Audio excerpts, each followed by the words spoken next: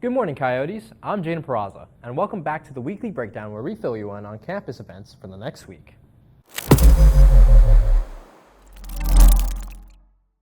The freshman outreach meeting will be starting in a few minutes in the CPAC. 9th grade Coyote Connect teachers, please escort your students over to the Performing Arts Center after the announcements and sit in the lower section of the auditorium. Seating in the balcony is not allowed. Seniors, if you signed up to meet with a rep from Grand Canyon University, head to the room 537 now. If you want to find out more information about attending GCU, stop by their table at the cafeteria today at lunch. Good luck to the swim team as they head down to Coolidge this afternoon, and cross country is heading over to Gilbert to compete in the Epic Tourneys Invitational tomorrow morning. Jostens will be on campus tomorrow during lunch for seniors that need to place orders for graduation announcements, class rings, and cap and gowns. Stop by to place your order or pick up order forms. Over the weekend, the marching band will be competing in their second invitational at Desert Ridge High School in Mesa. They are the last performance of the night at 8:15. Show your support for the Marching Coyote Regiment. Did you miss our school's football games? Well, here's a Hot Juans interview with Coach Hoagland about the CHS history of football.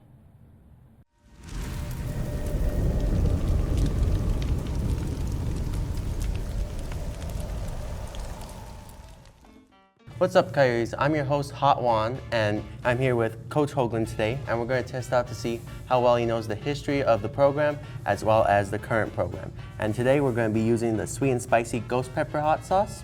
And today, the point is to not get any questions wrong. If we do, then we're both going to suffer. If we don't, we're safe. You ready? You are. Yep, let's do it. All right, let's start with the first question. Can you spell your first name? Levi. Good, correct, hopefully. Including this season, how many years have you been coaching here? This is my 4th year coaching here. 3rd as the head coach. Who scored the first touchdown this season? Well, considering that Branson Moak scored 4 touchdowns in our first game and it was 28-0, I'm going to go Branson Moak. Correct, I was there for that game. Pretty fun game. It was a good time, man. What is the school record for the most points in a game? You know, Mr. Hill told me after the game against Coolidge that we were 2 touchdowns away. Let's go 71. Incorrect, it's 70. 70? Dang, okay. All right, let's try one. I was so close, too. All right. Hey, cheers. Cheers.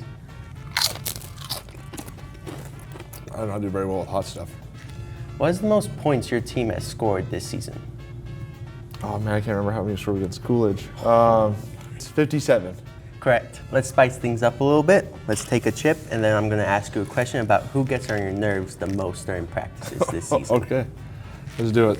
Cheers. Cheers. There you go. Oh, all right.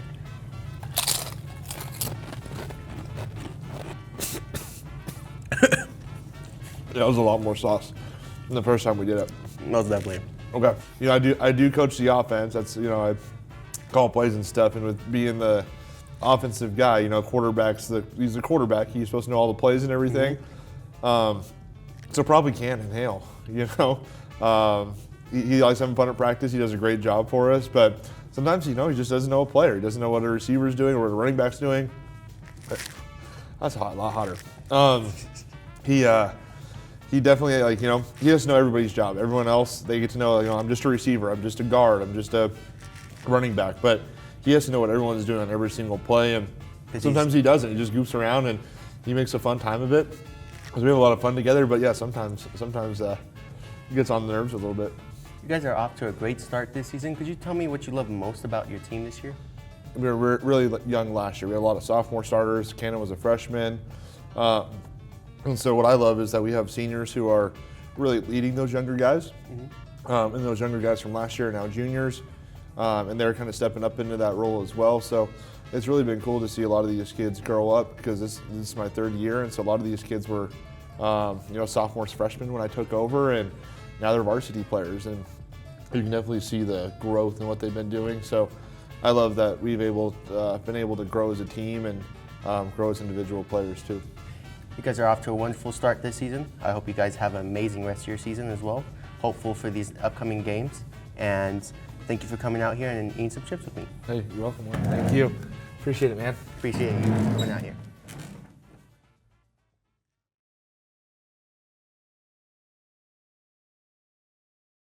Want to dine and support our Coyotes at the same time?